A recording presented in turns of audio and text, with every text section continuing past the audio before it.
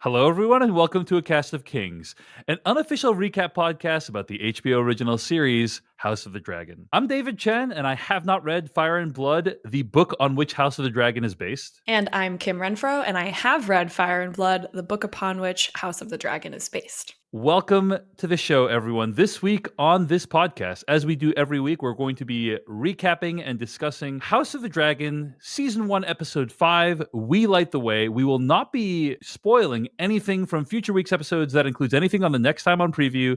That includes anything that's in the books. You can find more episodes of this podcast at acastofkings.com. Find us on YouTube at youtube.com/acastofkings. Email us at acastofkings@gmail.com. Before we get to this week's episode, couple of announcements, couple quick follow-ups. We were mentioned in a small local New York metro paper called the New York Times this past week. Hooray! Thank you so much to the New York Times for mentioning us as one of a great, mentioning us as a great podcast to enhance your TV binge watching. So A Cast of Kings was mentioned. The great work of Joanna Robinson on this podcast was mentioned. And also Kim Renfro and myself were mentioned in the article. So we're really grateful for the New York Times for paying attention to us. Also, I think the only one in the Game of Thrones category to be mentioned, if I recall correctly. So it's a huge testament to your work and Joanna's. Well, we're so grateful to the New York Times for mentioning us. We're also, I'm personally grateful to both Joanna for all the work that she did over the course of the last decade, but also you, Kim Renfro, for agreeing to assume the mantle of Game of Thrones expert on this podcast. Literally, the show would not be possible, podcast would not be possible without you. So appreciative of all of that. And if you're just tuning in, thank you so much for giving us a shot. And we hope you enjoy this episode of the podcast. Before we get to this week's episode of House of the Dragon, I wanted to follow up with something from last week. You can always write into us at acastofkings@gmail.com. Ronnie writes in, and please let us know where you're writing in from. Quote, one of the aspects I've not heard discussed about the sex scenes from episode 4 is they all touch on very gray areas of sexual abuse in society. The first scene with Alicent and Viserys, it's quite obvious this was not consensual from both parties, but that Alicent felt she had to because they're married. Is it sexual abuse if you're married? The second scene with Daemon and Rhaenyra, Daemon obviously is an older, influential person in her life. He uses that alcohol and environment to sexually abuse her, and then when he realizes that she's actually into it, abandons her. And lastly, with Rhaenyra and Criston, she uses her authority and takes advantage of that situation and puts Criston in a position where he really cannot turn her down. He's already told her that she gave him and his family the highest honor they've ever had. For him to say no and leave would surely mean he would lose that position. I found it very interesting they were able to present all these forms of sexual abuse from different perspectives so effectively, end quote. Agreed with the sentiment, Ronnie. But also I felt like we did try to talk about some of those things. We did try to touch upon some of these dynamics. I think probably the one that we could have talked a little bit more about maybe is the Sir Criston Cole one, the dynamic there, right? Which is that we did remark that it felt consensual what happened between Criston and Rhaenyra. At the same time, there is an undeniable power dynamic there. Right, Kim? What do you think? Yeah, I think the way that I kind of landed on it was that it felt consensual after his cloak was off and like most of his armor was removed. And of course that's extremely symbolic that like the part that it felt like Rhaenyra was definitely crossing a line and using her power was like in getting him into the room and starting to remove, like he was so stiff and like unresponsive when she was first kind of like going after his armor. And it's true that she really put him in a lose-lose situation because either he turns down the princess who he's sworn to obey and protect and like ruins that relationship, or he has sex with her outside of marriage, outside of his vows as a Kingsguard. It totally makes sense why that was an extremely pivotal point in Sir Criston's relationship to this royal family and all the feelings. Because yeah, it absolutely was not a clean, sweet, romantic moment. There were absolutely power dynamics at play that were making it deeply uncomfortable. So yeah.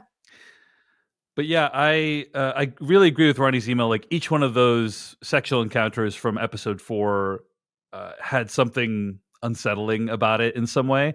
Totally. And I thought the show illustrated it beautifully overall. So I don't think that Kim and I thought that all the encounters were okay on any level. No. that one was probably the most quote unquote okay, but even that one, the one between Rhaenyra and Criston, was probably like the least upsetting one. But it was still plenty upsetting, I would say. So Yeah. yeah. Okay. Well, you can always write into us at acastofkings@gmail.com or comment at decodingtv.com. And we do record bonus episodes for Decoding TV members where we address a lot of emails as well as comments. And we'll try to get one of those out this week as well. Kim Renfro, let's get to season 1, episode 5 of House of the Dragon. We Light the Way. This is another episode directed by Claire Kilner. I think she did last episode as well, right? Yep. Let's talk about overall thoughts on this episode. What did you think of We Light the Way? I thought it was great. Once again, I think that the show just really keeps building on itself in a super meaningful way. And I think that this was kind of like the big climax of all of these characters in this like younger, we're seeing all the chances that things could have gone right. And then they're just going horribly, horribly wrong. And this was sort of the culmination of all of that. I loved that feast scene. Really good like tension ramping up with the music and the like seeing all of these people that we've been getting to know over the last 4 episodes all be in the same room and where all of the tensions erupt was really cool. I like the episode as well. I think there were some elements of the episode that were a little bit confusing / ambiguous, as evidenced by a lot of the response to it. I think there was like differing interpretations of how things played out. The biggest one being why Sir Criston does what he does at the end of the episode. And I've heard like multiple interpretations, theories of that. We'll talk about that. So, and it was done in a way that I didn't feel it was like intentionally ambiguous, but maybe it was. Anyway, I'll also say that I love that final sequence as well. It's just really well done. It's rare for an episode of Game of Thrones to have an extended sequence in one location. Yeah. It happens, but Game of Thrones or House of the Dragon, but having one long sequence and the music in the sequence, very percussive, the editing, the tension building, the ramp up, and then finally the release. It was all very well done, I thought. So I enjoyed this episode as well. Not as strong as episode 4, in my opinion, but I really, really liked it. And there's just a lot to dig into. So let's get into it. The episode opens at Runestone, a castle on the peninsula by the Vale where House Aaron rules. We finally meet Lady Rhea Royce, Daemon's wife in name only. Yeah. They're married, but he has not consummated the marriage. He's obviously not a huge fan of her. And I'm actually kind of it raises the question of why he's not a huge fan of her. She seems lovely and completely badass, but maybe that's why, is because he feels threatened by her badassery. I don't know. He can't control her, right? Like she's so dismissive of him, and obviously he hates that. He wants suppliance at all times, not an equal. He is not a fan of her. They're clearly not fans of each other. That's very clear. And, the whole time I'm thinking to myself, man, finally we meet Rhea Royce, a character I've been wanting to meet for 4 weeks. Surely this is the beginning of a long and fruitful Rhea Royce plotline on the show. But she's basically the crab feeder of Daemon's wives. We barely knew ye. We barely knew ye, Rhea Royce. It's true. Daemon's like, hey, he straight up murders her, is what is implied, right? He causes her horse to flip up and then fall down on her and seemingly paralyzing her. And then we see him pick up a rock. Awesome transition into a fish's head getting cut off. Yeah. We don't actually see him murder her, but it is described later that she is killed. And so we have to assume that it was him that did it. Yeah, this was like a bold way to open the episode, because in the books, her death is pretty much just marked down as like a hunting accident, the way that it's sort of described by others in this episode. But obviously, anytime that a woman who's in an inconvenient marriage suddenly dies at a young age, I think that some suspicion should be cast upon it. And so I love that the House of the Dragon writers made the choice to just like clearly show that, yes, Daemon was the culprit here. She didn't just like accidentally fall off her horse. She was murdered, especially as a setup to the rest of the episode. Like seeing something that violent out the gate and very kind of unpredictable in terms of like an adaptation choice, I thought was really cool. The question I have is, why aren't people murdering their spouses all the time in this world, because apparently you can get away with it and also inherit everything, which is what Daemon is positioning himself to do. And I assume a lot of these spouses don't like each other. So uh, it did. I wish that maybe they're like, ideally there would have been a little more planning that went into it. Damon's like, okay, she's gonna be alone at this. He's doing like a heist with like Mm-hmm. a little scale model, and he's like, okay, she's gonna be alone at this moment, and that would have showed that he like put some effort into it. It almost feels like a split-second decision, almost like in the moment. I don't think it was like, but he just shows up and she's like, wait a second, you're gonna kill me, and like as a that's not, if that was his objective, he wouldn't even let himself be seen. He would just, or Yeah. he would do it in a different way of like, I don't know. Anyway, I think like maybe that was the perfect way to off Leah, Lady Royce, but I don't know. I think like the threat and like knocking her off the horse was very intentional. I wasn't sure if he actually was going to follow through with crushing her head with a rock until she taunts him like from the ground Right. and says like, I knew you couldn't finish. And there's like Matt Smith kind of pauses and I'm like, Yeah. oh, is that him like making some sort of split decision to murder her with a rock in that way? But like he wouldn't have known that she would be paralyzed from the fall from her horse. So a little murky there, but certainly showing that Daemon is like reckless, violent, and not afraid to commit murder pretty blatantly because he's so sure that he's going to get away with it. And in the episode, he does. Like when her cousin tries to accuse him at dinner, I think he thinks it's going to be this big like showdown, and Daemon just completely brushes it aside, and nobody else really seems to care. Well, the best part of that scene is Daemon responds to him by saying, "Are you here to make a confession of some kind?" It's like, wow, that's such a bold thing to say if you're the actual perpetrator. Yeah. But yeah, all fair points about Daemon's character that were made by the scene. So we cut to Viserys. He is throwing up over the edge of the ship. I love this guy offers him like, "Hey, do you want the ship the airplane bag, the airplane bag? But it's like in." It looked almost like a chamber pot to me, but anyway, he's like, no, I prefer to just raw dog my vomiting right over the edge. Yeah, that's much more dignified. He's clearly not in a good state. We learn that he is heading to Lord Corlys's castle to ask for the Laenor marriage. That Rhaenyra and Laenor be joined in marriage. And there is a brief interlude where we go back to King's Landing and Alicent and Otto have a goodbye, because Otto, as you remember from last episode, has been ejected from the small council, but I didn't realize this meant he had to like leave town as well. That wasn't 100% clear to me. I guess he's kind of like been exiled, or is he leaving town? Like, I think he is. I don't know that he has to, but it certainly seems maybe it's just he has to leave the castle. He has to leave like the Red Keep, right? And he's going to be somewhere in King's Landing. So, but he and Alicent used to see each other all the time. Now they can't like hang out anymore, probably. And so it's kind of sad. And he gives a really powerful speech where he says, "Look, Aegon is either going to be the heir, and you need to prepare for that, or Rhaenyra is going to be the heir, and she's going to want to kill Aegon to prevent." Him from ascending to the throne, like one or the other.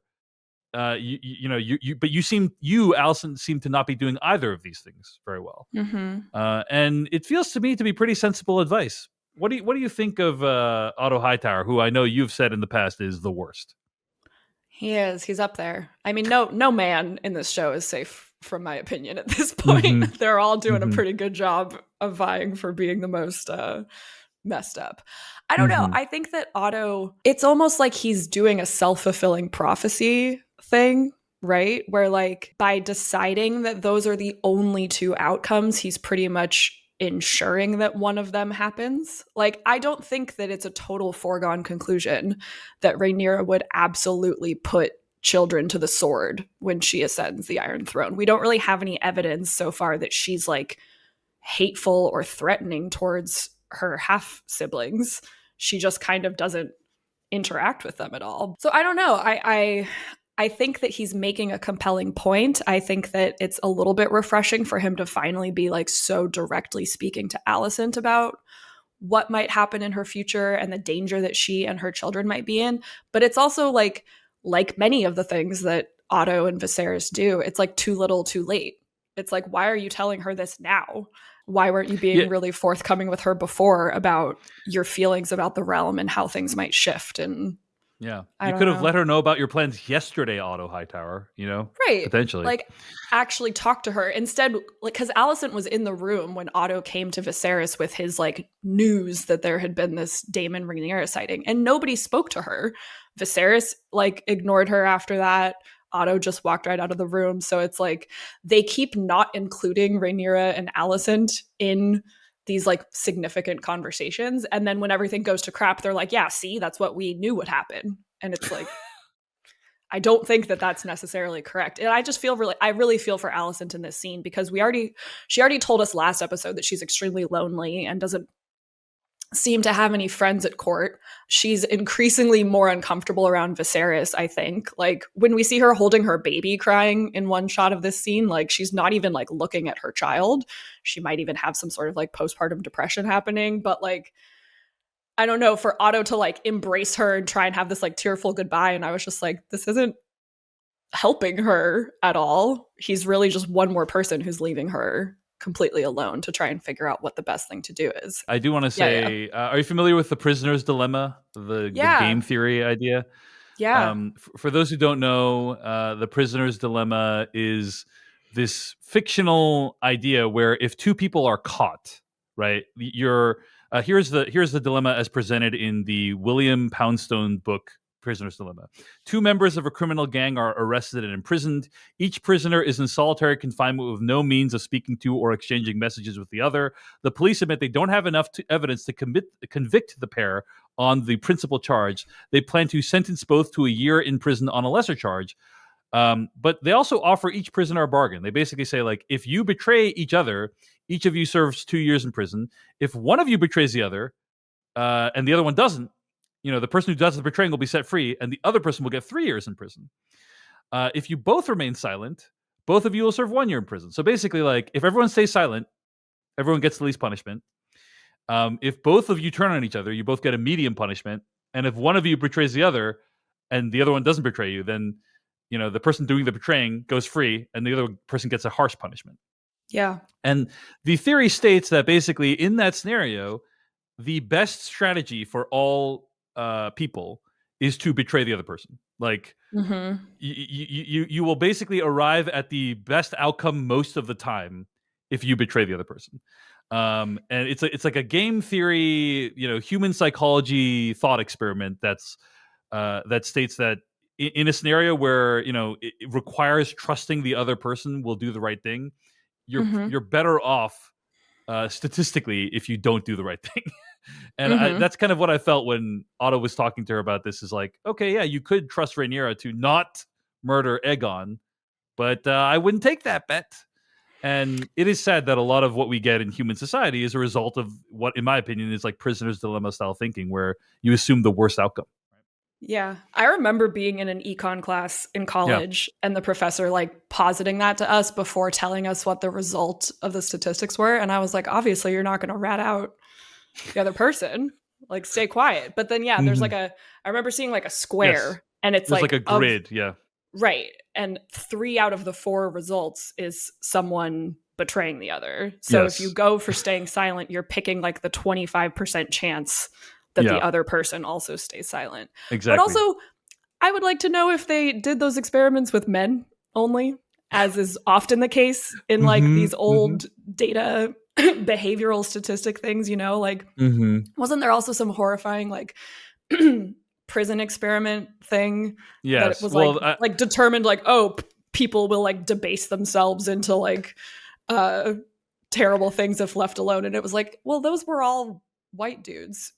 so maybe to be fair, that said more. My understanding is that the results of the Stanford prison experiment have been disproven in the time since then. Is my understanding, but good. I'm not caught up with the latest in the literature. Anyway, those are some thoughts on the prisoner's dilemma as they apply to the world of Westeros. She has an encounter with this dude that was sitting with the other ladies at the hunt a couple episodes ago, right? Yeah, so this is Larys Strong. He's one of the sons of Sir Lionel Strong, who, as we see in this episode, has been named the new Hand of the King in place of Otto.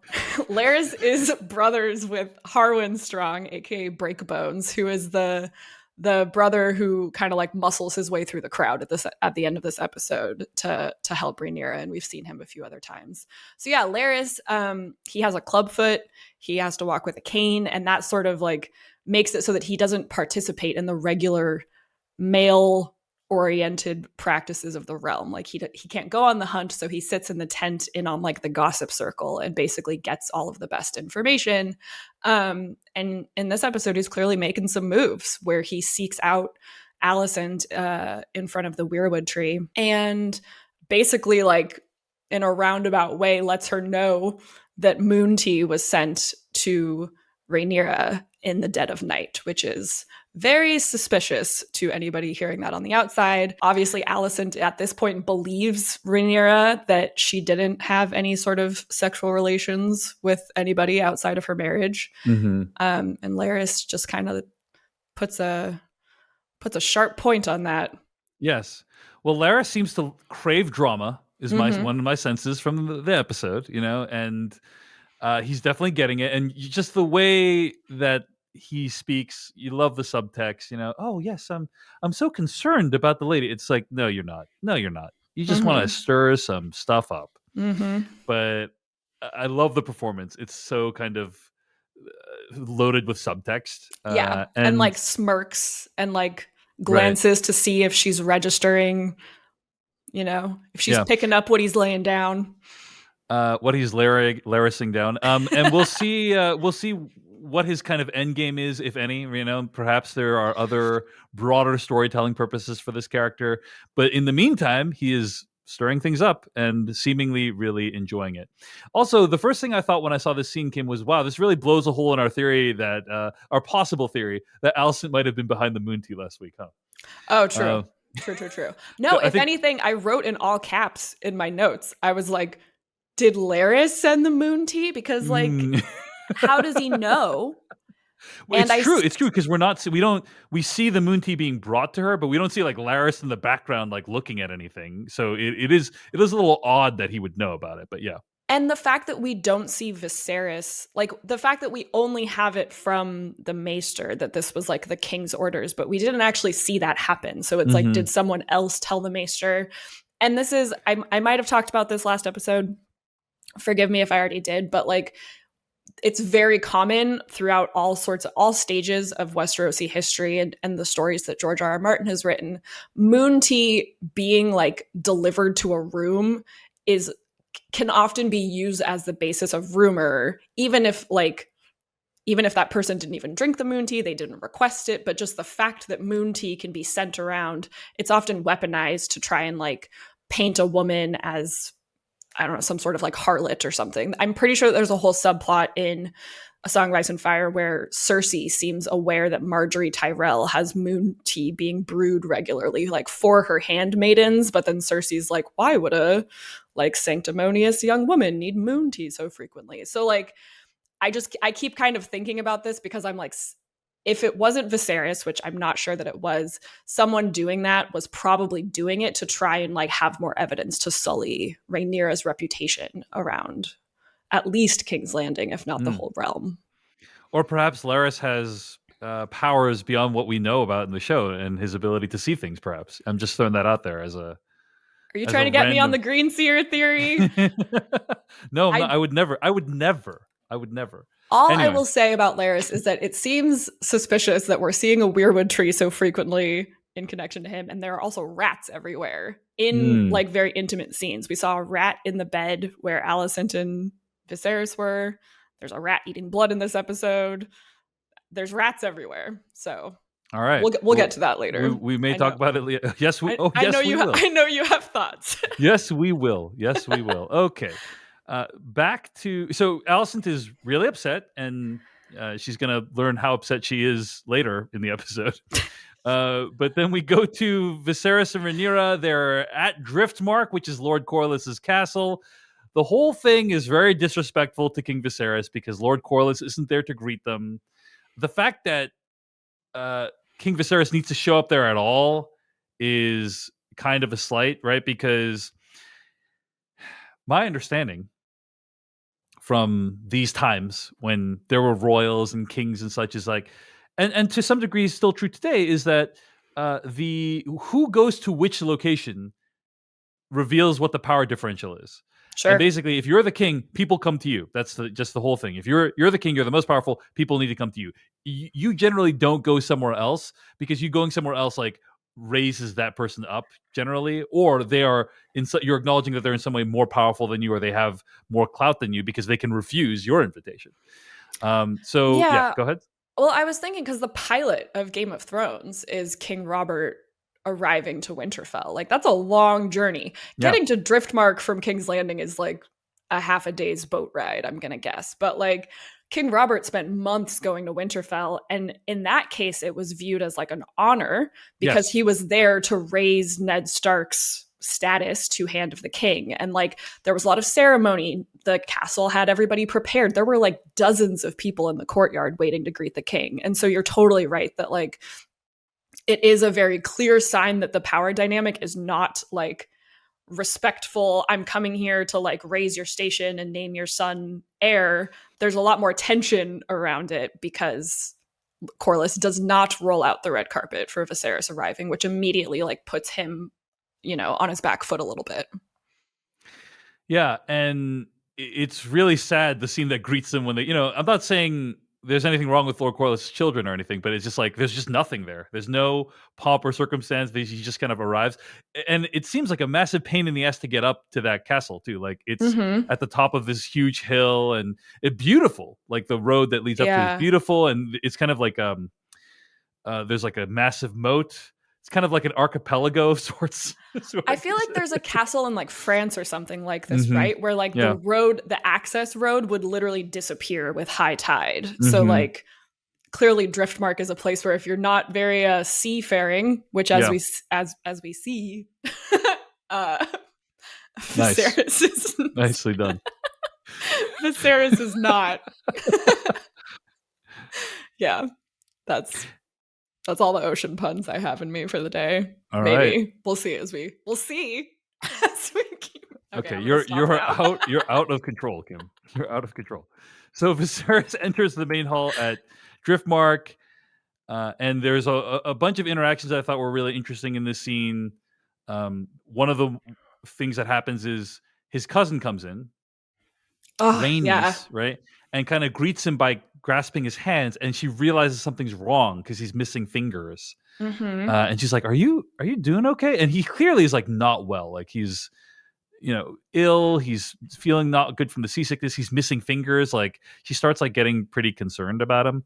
Yeah, because they Um, haven't seen him in, I think it's supposed to be about 3 years since before the Stepstones War happened. This is the first time they're seeing each other in person since Viserys announced that Alicent would be his wife instead of Laena. So I love that like Rhaenys kind of like comes in all warm and like cousin, oh it's so like kind of like diffuses the tension that was just set up by like the lack of greeting, kind of like compensating for it. I feel like both Rhaenys and Corlys like play Viserys like a fiddle in this mhm. entire scene. Like they have the whole dynamic set up to try and like put him at ease, but then also put him back on his toes a little bit with like their questions about exactly what's going on. And yeah, obviously his diminished health is extremely obvious um, in this moment.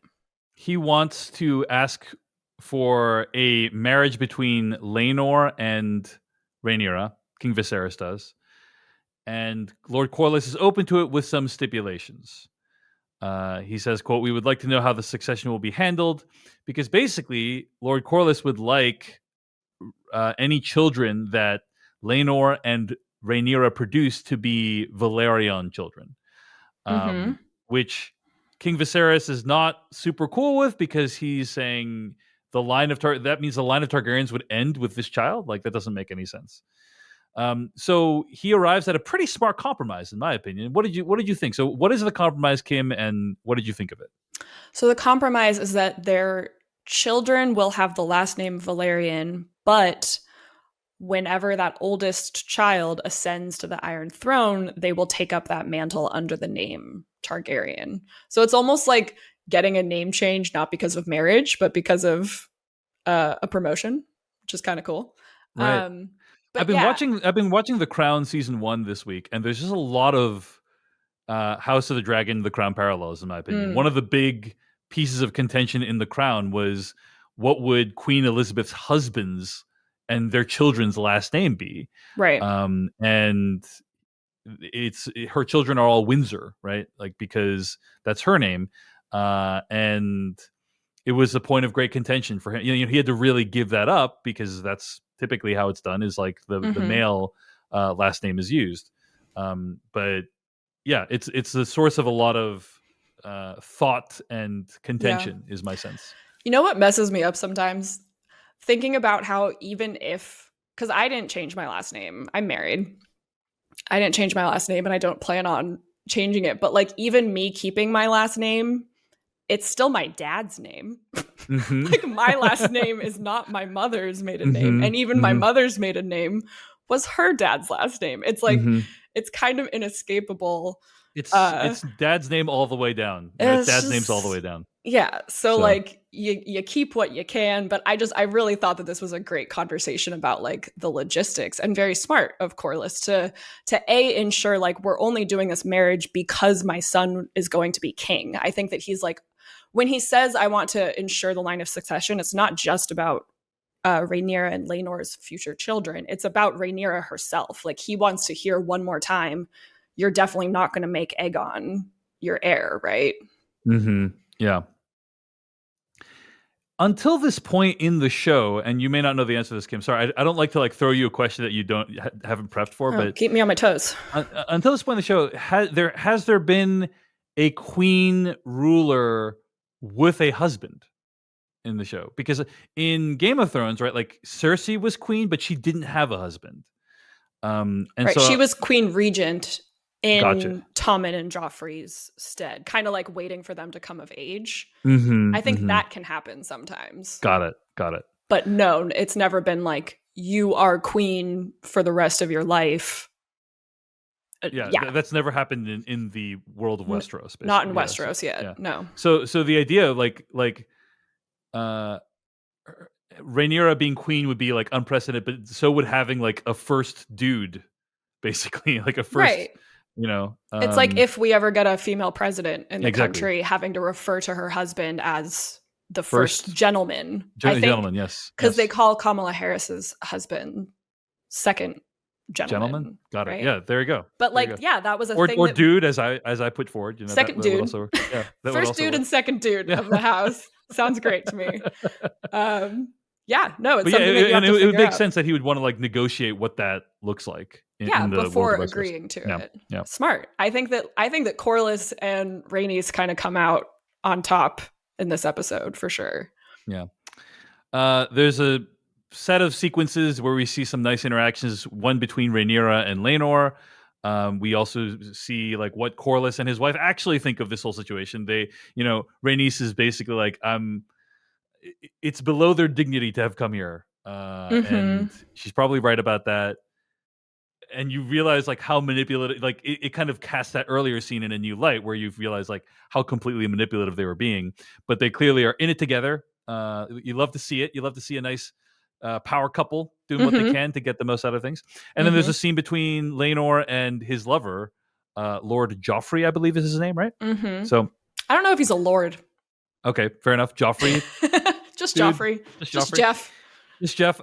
So yeah, there's a scene between, as we said, Laenor and Rhaenyra where they talk about their sexual orientations and how she prefers roast duck to goose. And it took me a little bit to figure out like what exactly she's talking about, but I guess she understood quickly that Laenor, because they spent time as children together, and maybe she like understood that Laenor prefers the company of men, right? Yeah, that's kind of alluded to in Fire and Blood. It seems to be like sort of like a poorly kept secret that Laenor has only ever surrounded himself with younger, like with like his peers who are men and not spent very much time with women. So I think it makes sense that Rhaenyra would have like picked up on this. I'm still a little bit confused about this metaphor because I'm like, is duck women? I literally Googled, I was like, definition of duck. And it was like, apparently a duck is female. You're supposed to say mallard if it's a male, whereas goose is gender neutral. So I was like, what are we saying here? Are we saying that I thought it was a pretty rough analogy. Because she's like, I find it a bit greasy for my taste, right? That's what she said. And it's I was like, we've only seen you have sex with a man so far. But I'm not sure. But my takeaway was that Rhaenyra is like bisexual or pansexual or just sort of like still maybe figuring out how she feels about different people, but that like she definitely knows that Laenor is gay. I don't know. I think that they could have been a little bit clearer with the goose and the duck choices. Have you seen Schitt's Creek? Schitt's Creek, is that what you said? Yeah. No, I haven't. I've seen the first season and a half of Schitt's Creek. There's an incredible moment where two characters, a guy and a girl, have sex, and the girl's kind of confused because she thought that the guy was gay. And then like the next day she is trying to ask him about it without asking. And she says like, I like red wine.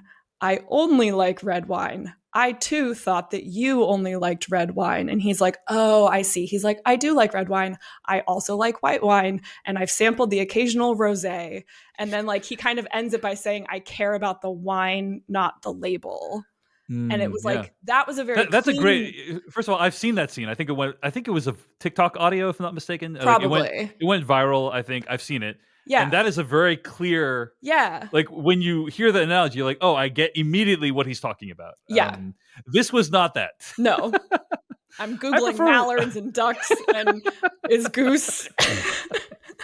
I prefer roast duck to goose. And, the goose has too many feathers that get in my mouth. And, it's like, what the fuck? What are you even talking about, Rhaenyra? But anyway, they strike. There's too much grease, and sometimes you like the bones get stuck in your teeth. It's like what? Okay, anyway, I'm just joking. I'm making stuff up. Rhaenyra and Laenor strike a bargain where she's basically like, "Look, we'll do what we have to do for the kingdom, but we basically will still have sex with whoever we want to." That's kind of what she's saying. A reverse friends with benefits, whatever that means, right?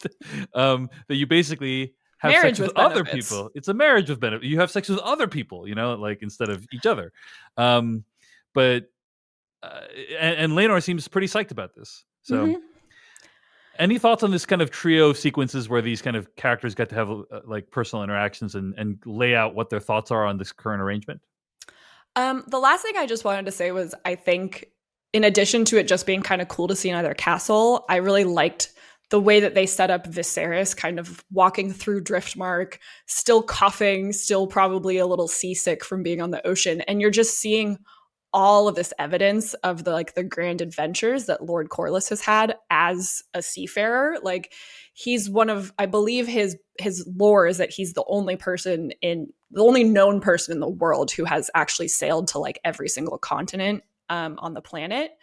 And you see very clearly that someone like Viserys could never have accomplished what Corlys did. Like Viserys can't make it a few hours on a boat without feeling extremely sick, whereas Corlys is like this pillar of strength on the sea. And so it seems pretty good to it was a really nice way of showing that Viserys is getting increasingly weaker while Corlys seems to only kind of be shoring up his strength and moving upwards in societal norms. I thought it was also interesting the conversation between Corlys and Rhaenys, and like they know that their son is gay, and he's like maybe he'll grow out of it, and they understand that this arrangement puts the son in danger somehow. Yeah, and I appreciated that they're not dumb. They grasp that hey, maybe this will work out, but also like if he is gay, like this could create a lot of problems. And which is very unfortunate that that's the case, but like it is obviously a reality in this show. So anyway, it felt like a very like mature conversation between people who care about each other and who care about their son. So yeah, it's time for the wedding, Kim Renfro. Wedding.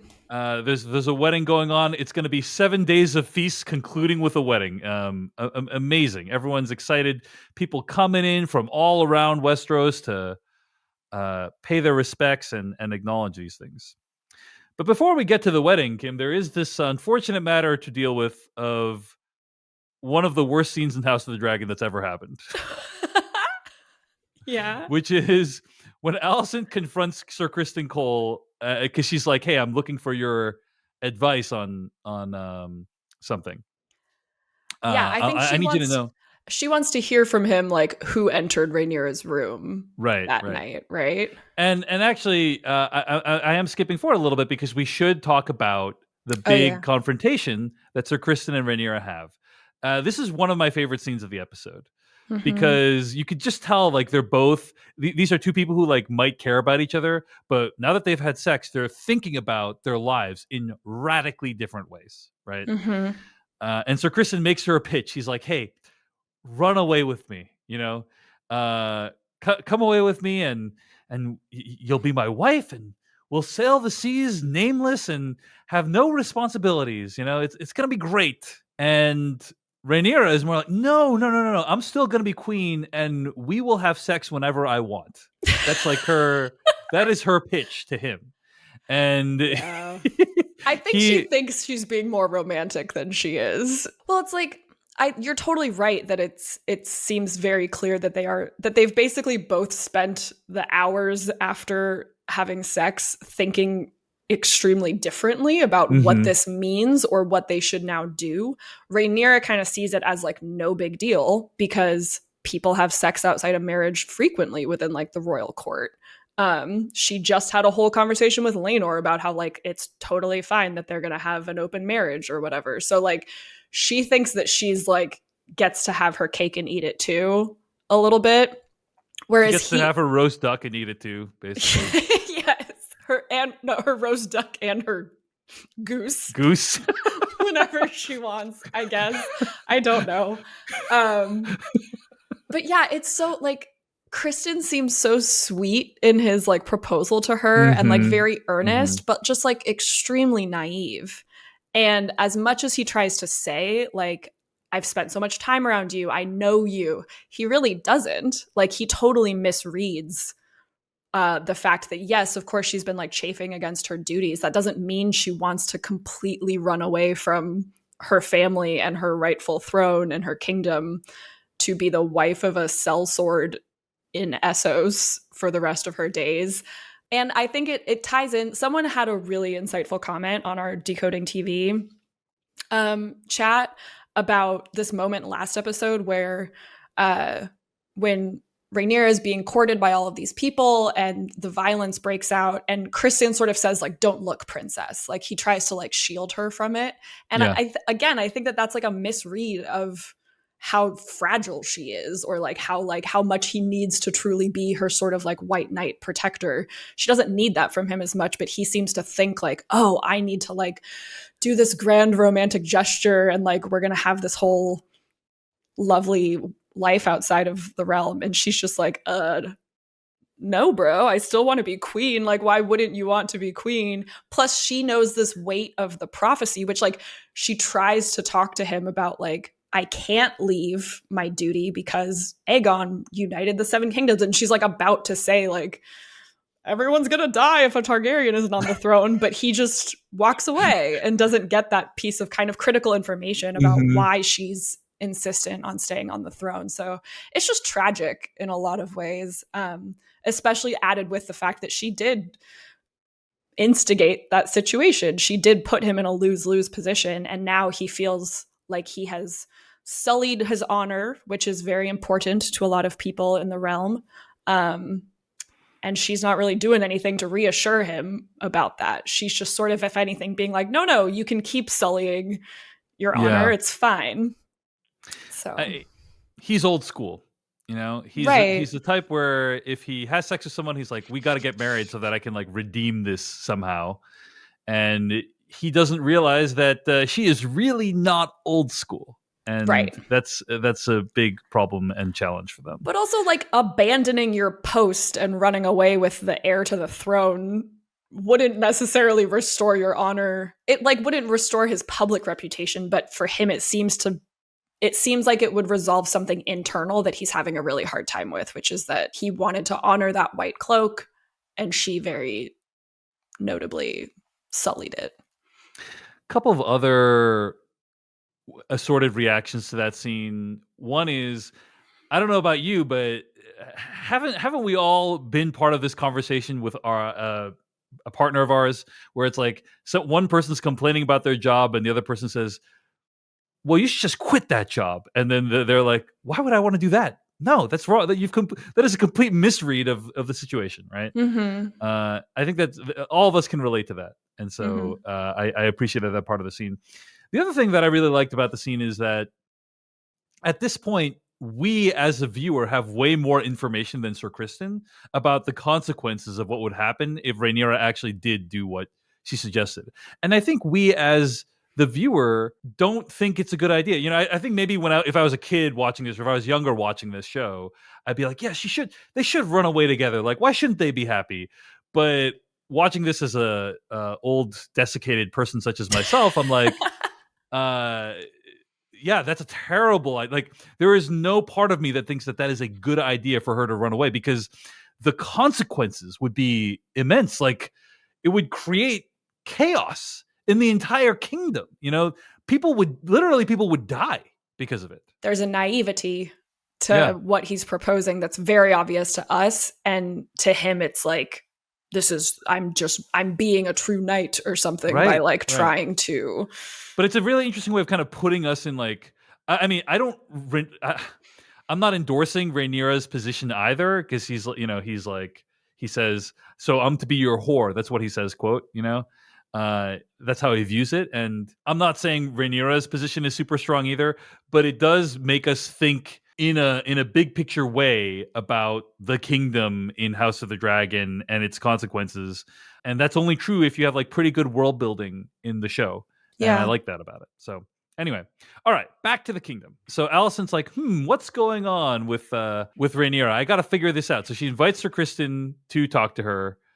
Sir Criston is already smarting from this whole encounter that she's had with Rhaenyra. And then this is the scene that I was talking about as like one of the worst scenes in House of the Dragon. On last week's episode of the podcast, I talked about how I hate that like sitcom-y trope where two people, not hate, but like I felt it was inappropriate for House of the Dragon, where two people are talking about one topic and they each think they're talking about a different thing. And then it's like, oh, wow, a comedy of errors ensues. Yeah.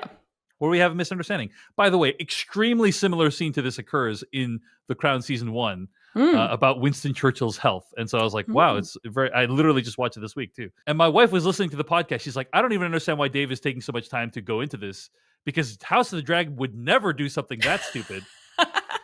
And then literally this scene happens where she's like, I want to talk to you about Rhaenyra having sex with ...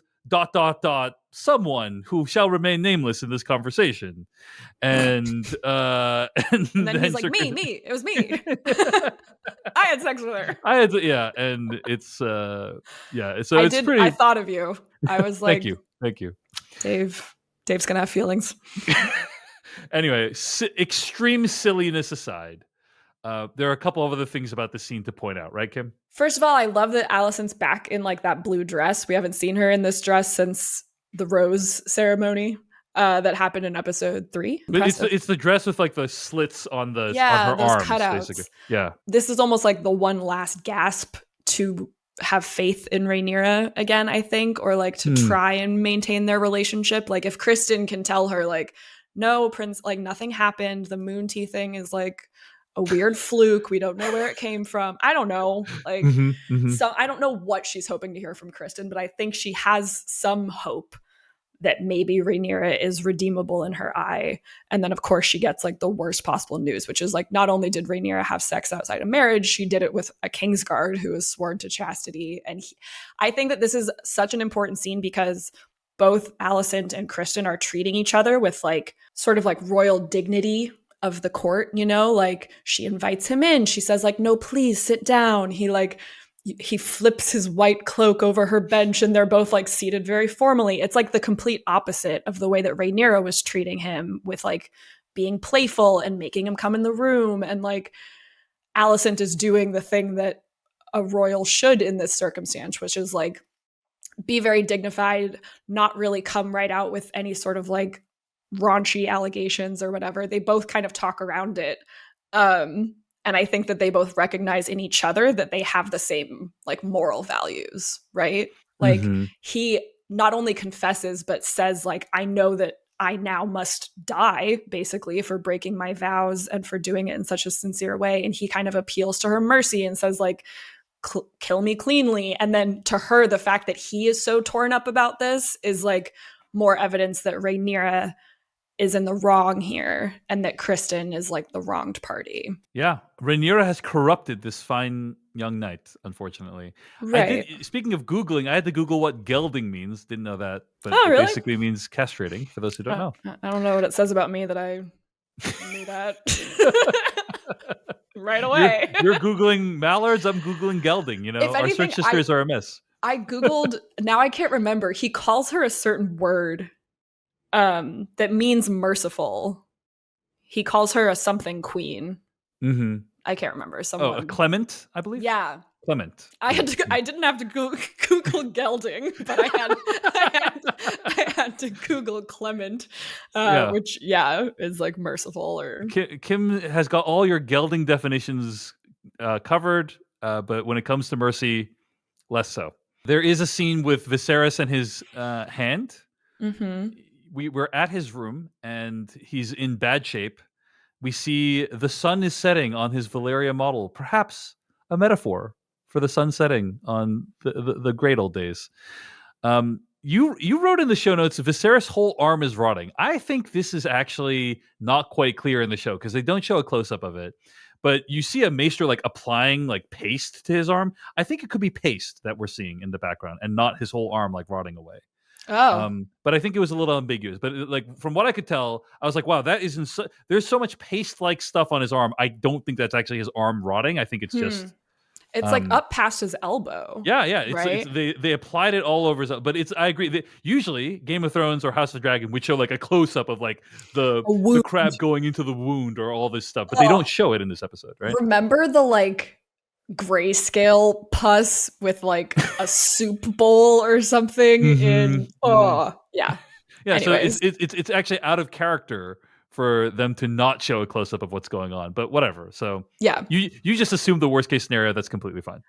The point is it's getting worse, right? Yeah. That like it started with his fingers and now something is happening all the way up his arm. And the way that he asks for Alicent in this scene, I think is also very reminiscent of the previous episode where like all of the attendants were there and she kind of shooed them away. And then he says like, your touch is much more gentle. And we sort of see in this scene that he's asking for her and she has begun to like withdraw herself from being his like 24/7 caretaker. He has a conversation with his new hand, the Otto Hightower replacement. What's the new hand's name again? Sir Lionel Strong. Sir Lionel Strong. And he talks about, how will I be remembered? You know, what will my reign be remembered for? Because there is no major conflicts. There's no major battles. There wasn't anything necessarily that he did super well. And so I asked you the question, Kim, hey, what do the history books say about King Viserys? Now, we do want to say before we get into this that I think you have chosen some information from the book that is not spoilery and does not indicate like potentially if King Viserys goes insane later and kills a lot of people, like that will not be like that could still happen depending on what happens later on the show. But like we've chosen portions from the book that are fairly innocuous. So I chose some quotes from Fire and Blood that are mentioned around this time of events happening, right? So yes, nothing forward looking, but yeah, the historians in Fire and Blood kind of credit King Viserys' reign as, quote, the apex of Targaryen power in Westeros, unquote. And they say that he's generous, amiable, open-handed, very well loved by both like the small folk and lords alike. They called him the young king, which I think is interesting. In the books, he's like in his mid-20s, I think, when he ascends the throne, and is maybe only in his like 30s. It kind of seems to me like they're sticking with like Paddy Considine's about age, right? So he's like in his 40s, I think, in House of the Dragon. But Yeah, basically, Fire and Blood paints him very well. And I think that it's a very intentional point that House of the Dragon is making, that those history books were very biased towards, in favor of Viserys and in favor of any man for the most part. It is interesting that they have him ask that question out loud in this episode, when anyone who's read Fire and Blood kind of knows the answer of how George R. R. Martin's historians decided to remember him. It's been so fascinating to hear you talk about Fire and Blood, because it seems like there's a lot of stuff that's subtext or theorized about in Fire and Blood that we now have confirmed in the show. You know, things like what happened with Daemon and Rhaenyra at the town square, and what happened with Daemon and his wife, and also Rhaenyra and Sir Criston.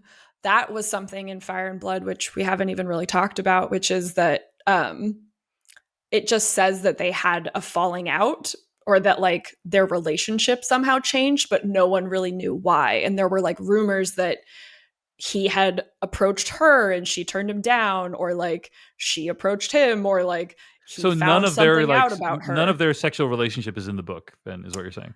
Not as we've seen it play out in House of the Dragon, no. Got it. Yeah. So super interesting that we're getting this more objective perspective. I think the way that Ryan Condal, the showrunner and primary writer of this season, described it to me was like a God's eye view. Like we get to kind of see everything that's happening behind closed doors, whereas most of the characters aren't privy to all that information at the same time. We get to the wedding feast, and there's a lot going on in this scene, a lot of interactions, a lot of moments that are caught between the characters. This scene also takes place in the throne room. They outfitted the throne room to be suitable for a wedding feast, which I had a couple of reactions to. I was like, this is either a really creative way of showing the throne room in a different light, or a really creative way of saving money on another location for a wedding feast. Or possibly both. Why not both? Why not both? And again, I think in the scene, we're seeing more of like what the ceiling of the throne room looks like. Yeah. In a way that we haven't in the past. My guess is all that's like CG, but I just thought it's worth noting, because usually in all the shots of the throne room in Game of Thrones, we only see up to a certain height. And then in like last episode and this episode, we're seeing more of like what's above. And I think it's just kind of, I'm interested in it from a filmmaking, like visual effects perspective, like how they pull something like that off. But one of the great details of the wedding feast happens in the throne room when a certain character is depicted, right, Kim? Yeah, we finally get a look at Mushroom. He's basically one of the like primary sources of information that you read in Fire and Blood. So this fake history is kind of being transcribed by a maester, but he references like Mushroom's testimony very frequently. And Mushroom is a little person. He was kind of known as like the fool at court. And in the book, they kind of explain that a lot of people basically underestimated his intelligence and therefore would talk openly in front of him about things that they wouldn't want anybody else in the court to know. So the idea is that he's like this font of super secret information. But at the same time, his testimony also seems very unreliable. Mushroom loves to talk about how giant his member is and like how he was involved with sexual relations at court and all this stuff that's very salacious. But yeah, I interviewed Paddy Considine, who plays Viserys, in a preseason interview. And he told me, I said I would save this until this episode happened, but he mentioned that he had read the books. He read Fire and Blood, and he claims credit for requesting that Mushroom appear in this wedding scene. And so I thought it was cool that we finally got that flash of him. So who is Mushroom in the show? Like, just for those who don't know, like, what is he? Yeah, Mushroom. They only show him twice. He's playing drums with the band in the background of the wedding scene, and he has sort of like long, little bit of like salt and pepper hair, and they just show like a flash of him once on like the we get like a wide shot of the band that kind of like kicks into action, and then later in the middle of sort of like the dance frenzy, we once again see him sort of like chilling out and hitting those drums. Gotcha. Before we move on and talk about the rest of the wedding scene, Kim, I want to let people know, if people are enjoying our scintillating dialogue, where can they find more of your work on the internet? Great question, because if you want to know what Mushroom looks like, go find my Insider article where there's a photo of him in it. So yeah, you can find me on Twitter. I'm at Kim R. Renfro, and then all of my entertainment writing coverage of the show is on insider.com. So Google away. I'm out there. I also want to say, in addition to Kim's work, one resource I consider essential to understanding House of the Dragon and TV in general right now is Miles McNutt's episodic medium newsletter. I would highly recommend you check it out. This is one of the newsletters that I consider like this is a must read every week. Amazing TV critics on there writing awesome work. Donna Bowman and a lot of people from AV Club have joined Miles McNutt at Episodic Medium, and I'm just really enjoying it a lot. I would highly recommend you check it out at episodicmedium.substack.com. We'll leave a link in the show notes. I really love their coverage of Better Call Saul. It was just like my weekly ritual was to read the Better Call Saul stuff. Of course, I also love Miles's coverage of House of the Dragon as well, but huge fan of Episodic Medium. .substack.com. And between Episodic Medium and a decodingtv.com membership, all your TV watching needs, I think, are completely covered. Let's get to the rest of the episode. I don't know that we want to talk about like every single thing that happens. I think So maybe much. we should talk about like major stuff that happens. Mm-hmm. There's a confrontation between Daemon and Lady Royce's cousin. We already talked about that earlier. Daemon coming back is a big deal because he was kind of cast out of the kingdom last week, right? And Viserys like literally doesn't say a word. Yeah. Just silently nods for like a chair to be added, which again, it's just a big weakness of Viserys's, right? That he can't handle a confrontation when it should happen. And him being this permissive to Daemon still is like, what do you think's going to happen, my dude? Of course he's going to go try and make out with your daughter on the dance floor. You just let him wander in here, uncontested. Yeah, it's a good lesson to learn that if a political figure does something very terrible and they are not punished, it just emboldens them further to do bad things in the future. Not referring to anyone specifically. I'm just saying in general, something you should consider. Indeed. Okay. We should talk about the entrances, right? The Valerians walking in completely badass. They look amazing, like walking in with all their regalia and everything. Yep. Thought that was awesome. Full standing ovation. It's funny to see all the families arrive like in all of their house colors, like their little like it's almost like a big family reunion or like multiple families all wearing matching t-shirts, but it's like they've all coordinated their outfits for the welcome feast here. Freaking Lannisters. Because can I just say one thing about, because you played, I love that you picked that clip for the start of the episode because the Lannisters just continue to be the worst. But again, that moment, that entrance and like that he makes this quip about like, oh, well, this is why women couldn't possibly like win wars. And again, Viserys just doesn't refute that. Nothing. Like Rhaenyra just kind of sits there being like, thanks so much for that little sprinkle of misogyny at my wedding feast, bro. I mean, the charitable way to read that, Kim, is Viserys is just being polite, and that's how injustice continues. David Chen is politeness in the face of bigotry. You got to call it out. Now you see the violent inherent to the system. It's white true. man to white man. You got to call your own out, and he doesn't. Anyways, yes, lots of good entrances, including the crappy Lannisters. Alicent comes in.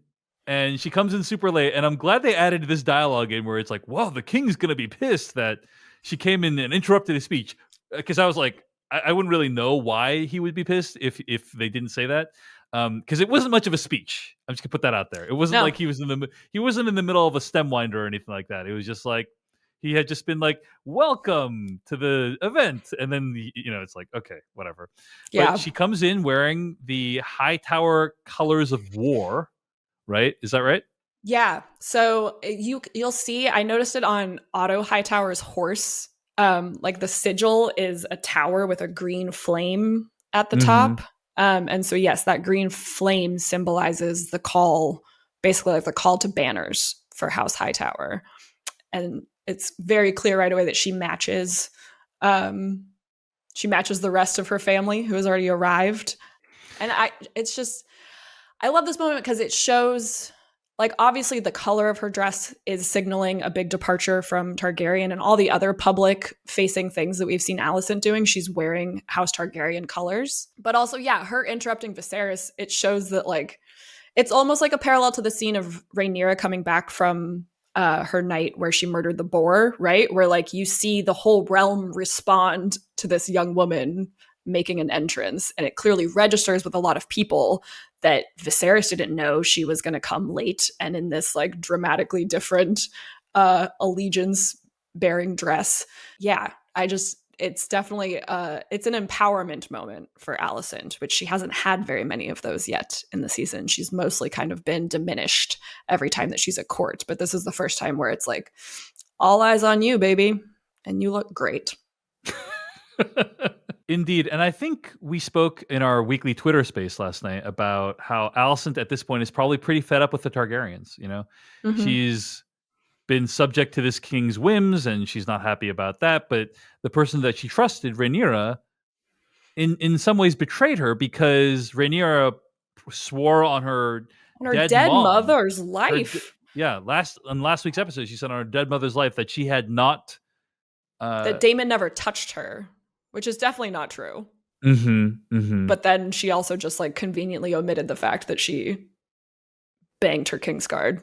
It was more of a live omission than commission, you know what I'm saying? But yeah. And so at this point, Alicent feels probably like she's done with the Targs. She's like, they've taken to, and she has tried to do the right thing at every stage.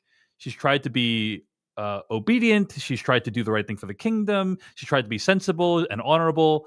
And she sees King Viserys, who obviously has his own shortcomings, but then Rhaenyra, who doesn't seem to have any honor in the way that Alicent has honor. Yeah. And I can understand why she'd be upset. Yeah, and Larys kind of makes this comment in the Godswood about her being an outsider. And it's true. And it's like there are religious differences, right? Like Alicent and most of the realm follow the faith of the seven. I'm pretty sure that's why there are supposed to be 7 days of the wedding celebration, by the way. That it's like, it's all tied in with what is supposed to be the ceremony around this specific religion that everybody but the Targaryens generally believe in. The Targaryens did, Aegon the Conqueror was anointed by a septon and accepted the faith of the seven, but there's always been, we've talked about this with the incest, right? That there's this idea that Targaryens have their own customs and sort of moral structure around the best way to run a kingdom.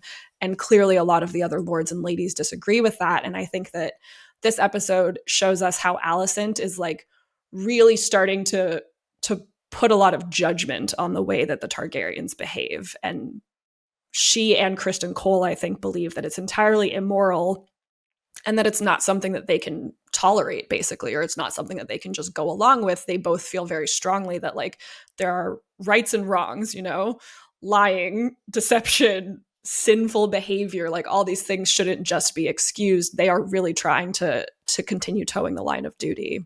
Other confrontations that occur during this wedding feast, one of them is between Joffrey and Sir Criston that kind of sets off the events of the rest of the episode. Joffrey, in a little bit of a plot convenience, but Joffrey is able to observe Rhaenyra and Criston and figure out that they have a thing for each other. But it's like, okay, I don't know if that's really believable, but fine. The show did enough work to make me understand that that's what they're trying to convey. Because you basically see Rhaenyra and Criston looking at each other, and then you see it cuts to Joffrey observing that, and he's like, what's going on? So then he shares that information with Laenor. And then he shares that information with Sir Criston, which would be his final mistake. Bad call. And he says essentially something along the lines of, hey, we both care about these people that are getting married, and we both know their secrets. And if we are able to keep their secrets, then we keep us safe as well. This leads to the big question of the episode, which is, what is it that causes Sir Criston to freak out at the end and attack Joffrey? And there's been a couple of different interpretations of this online. And I think that the show, in my opinion, could have done a better job of showing what the lead up to this was and like why it might have taken place in the way it did. The show chose to do it in such a way that when this big fight breaks out, it's very confusing. There's chaos. And that's very useful as a storytelling technique because you are in the same position as the characters. You're like, what's going on? But then, like, as a result, I think Sir Criston wailing on this guy's face just kind of comes a little bit out of nowhere. It's shocking. It's like, oh, wow, I didn't see that coming. But wait, why did that even happen? Now, over at decodingtv.com, one of our subscribers, Darnell, writes, quote, if you rewatch the scene, it's pretty clear to me that Joffrey threatens Sir Criston. There are a lot of things internally going on emotionally with Sir Criston, as you both pointed out, but that was the cherry on top that ultimately led to Joffrey's death. I didn't think he deserved to die, but it is nice to see that there are consequences for his actions. I hate in TV shows when one character makes a threat to another character and then just walks off. In real life, and especially back then, there would be immediate consequences for such words. Now, I've rewatched the scene, Kim. I should say, end quote. I've rewatched the scene, Kim, and I think it's very possible to interpret it as Darnell interpreted it, but like still don't know if that's how I'd interpret it, because he basically says, look, if you keep the secret safe, you keep us all safe. And by keeping the secret safe, we're all safe. And so like you could read it as like, oh, if you don't keep the secret safe, your life is in danger, right? Yeah. That's a way you could read it. But I think probably the interpretation I land on is just that Sir Criston has had so many intrusions into his sense of what is right and wrong at that point that is just the thing that tips him over. Like, he has the very unfortunate conversation with Rhaenyra. He has the conversation with Alicent where he expects to be tortured and or killed afterwards. And so he's bearing all that. And then this other guy comes in and he's like, this guy knows the secret too? Like, it's too much for him to bear, I think. Yeah. That like, this other guy not only knows about it, but like is okay with this thing that I am not okay with. Is okay with it, is brazenly talking about it in close proximity to like all the most powerful people in the kingdom who have been assembled into this room, and is talking very casually not only about extramarital sex, but having extramarital sex with another man, which I think would also offend Sir Criston's sensibilities. So yeah, when I saw that, when I finally saw that the piece of chaos that's happening is him kind of like wailing on Joffrey, I assumed that it's like, obviously Joffrey made a huge calculated mistake here in not only presuming that Criston is definitely the person that Rhaenyra is sleeping with, but presuming that he is okay with it to the point that he would speak openly about it.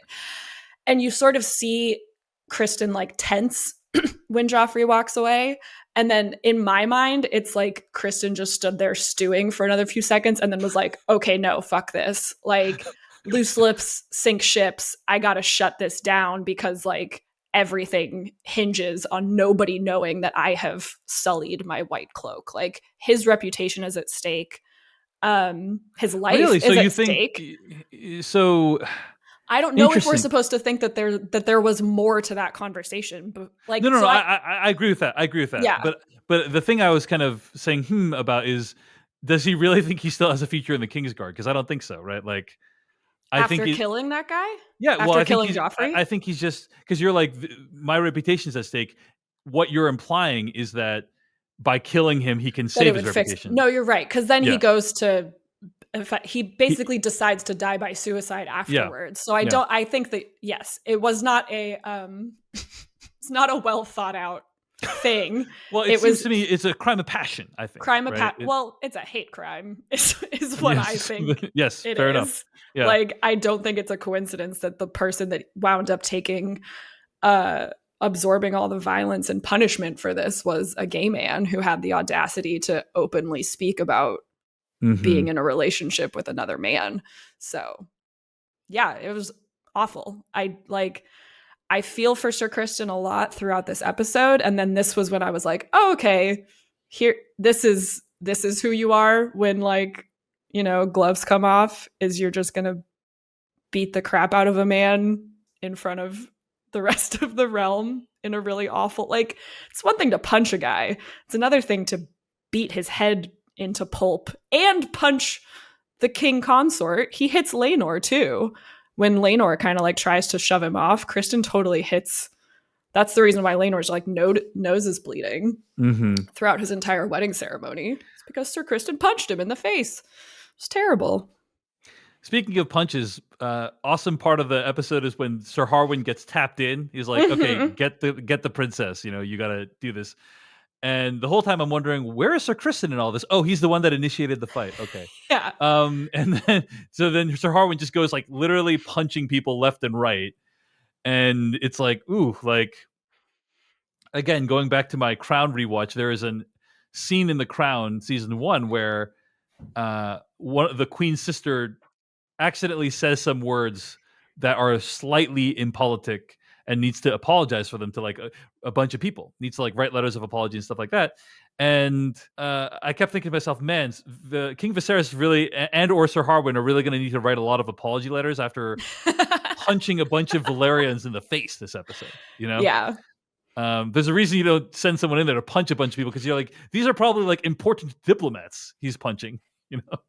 None of them are more important than the heir apparent to the throne, I guess, in It's that so moment, you know? It's so true. People flee because this guy gets killed. It's a brutal killing, and I think brought about for the reasons that we've tried to articulate on this podcast. I guess they decide to cancel the feast and just go straight to the wedding, right?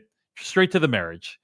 So there is a hastily convened marriage that occurs or wedding that occurs kind of in the same hall, but like in the ashes of everything that's already happened. I think it's like really well framed, and the set dressing is like appropriate, that it's like, oh, you know, this terrible situation. Also, yeah, as you mentioned, Sir Criston tries to off himself, but Alicent stops him. So as far as we know, Sir Criston's still alive. We'll see what happens. And I think Alicent stops him for the reasons that you've already discussed, which is like she sees herself as like similar to Sir Criston. They're equally honorable, perhaps, even though he's made some mistakes. Yeah, it's like they have both been able to independently come to the conclusion that Rhaenyra and by proxy Viserys and the Targaryens are like ruining lives and being very reckless with other people's lives and honor and traditions. And I think that is a key. She clearly needs allies in King's Landing after her father leaves. And so the episode is sort of seeing how she decides to pick up people that she thinks she can trust. And I think her going to Sir Criston is a big moment for both of them, because he's ready to die in the Godswood, which is really dark, but she stops him. And then the episode ends with a pool of blood and a rat coming onto screen and nibbling at it a little bit, which, you know, I don't know if you're aware of this, Kim, but I think that rat symbolizes just the lowered, disgraced state of the Targaryen household at that point, you know? What do you think? Do you think there's a little symbolism there? I don't know. I love blood rat. Like, why not? So I'm being sarcastic. If you can't tell, I'm being sarcastic, everyone. Because this, and here's my rant. I'm about to go off on a big rant about the subject. I think you have to stop ending movies and TV shows with shots of rats. It's too on the nose, folks. It is too on the nose. Martin Scorsese, one of the greatest filmmakers of our time. Spoilers for the Departed movie that Martin Scorsese directed. But at the end of The Departed, there is a brutal murder that occurs, and then a rat crawls onto the screen in Martin Scorsese's The Departed, symbolizing that guy that was killed was a rat. It is too on the nose and bad, and it was so bad that someone even created a Kickstarter campaign to digitally remove the rat from that scene in the movie. Here's a clip from the Kickstarter campaign. What's up, Kickstarter? My name is Adam Sachs, and I'm looking to raise money to digitally erase the rat from the end of the movie, The Departed. Now, The Departed is a great Scorsese gangster movie about a South Boston gang trying to find the police informant, or rat, within their ranks. But unfortunately, the movie has one giant, glaring flaw. In the last shot, Scorsese has an actual rat crawl across screen. The rat symbolizes rats. I mean, I get that this was just a studio film for Scorsese, but it is insane to me that he would end any movie with such a painfully on-the-nose metaphor. Which is why in the tradition of Steven Spielberg and George Lucas digitally altering their movies after the fact, I want to digitally erase the rat from the end of The Departed. But unlike Lucas and Spielberg's changes, this will make The Departed a much better movie. That was from Adam Sachs's Kickstarter campaign to digitally remove the rat from the end of The Departed. I do want to say that Warner Brothers had no chill. Similar to all the side pieces in this episode of House of the Dragon, Warner Brothers had no chill about this, and they basically forced Kickstarter to remove the campaign from their website. So Adam Sachs never actually completed his mission. For shame.